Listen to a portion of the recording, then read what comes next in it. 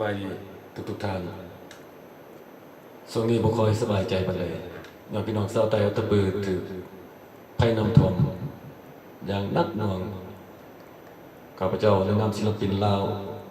ผู้หนึ่งขอส่งแรงใจปลุกระดมเพื่อนมิตรทั้งหลายทั้งภายในและต่างประเทศจงช่วยสุขอยู่ฟื้นฟูพ่อแม่พี่น้องผู้ประสบภัยดังกล่าวให้กลับคืนมาสู่สภาพปกติโดยไวที่สุดเนาะเพลงนี้ชื่อว่าจริงจากใจส่งไปให้พี่น้องอัตตปือ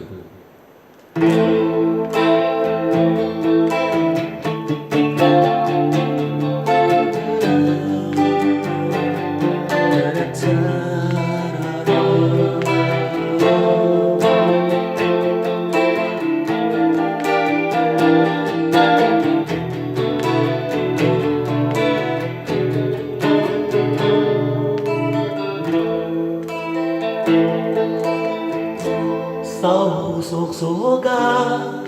น้ำตาตกในราวรานหรือไทยใจหายเมื่อพบเห็น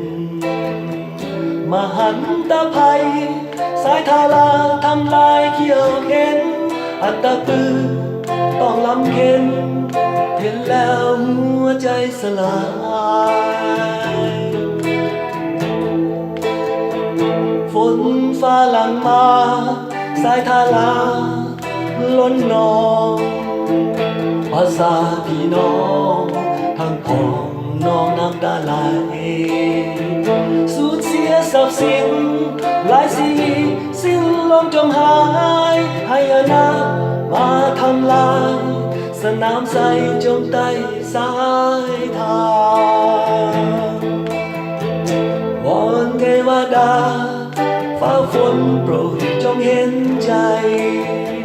สาวเมืองสนามใสจงพ้นภัยพิบัติหาวีเชิญชวนพี่น้องลาว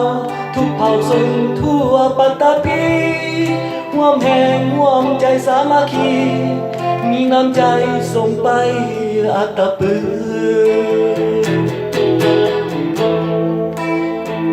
ขอส่งแห่งใจจริงจากใจสู่แดนกันดารสมคำกล่าวขานอัตตปือแดนงามวิไลวอนสิ่งศักดิ์สิทธิ์เนรมิตทุกชีวิตปลอดภัยแดนดินถิ่นแคว้นสนามใสจงวิไลหายเศร้าโศกสันวอนเทวดาฟ้าฝนโปรดจงเห็นใจสาวเมืองสนามใสจงพ้นภัยพิบัติหาวีเชิญชวนพี่น้องลาวทุกเผ่าชนทั่วปัตตภีร่วมแห่งร่วมใจสามัคคีมีน้ำใจส่งไปอัตตปือร่วมใจสามัคคีมีน้ำใจส่งไปให้สาวอัตตปือ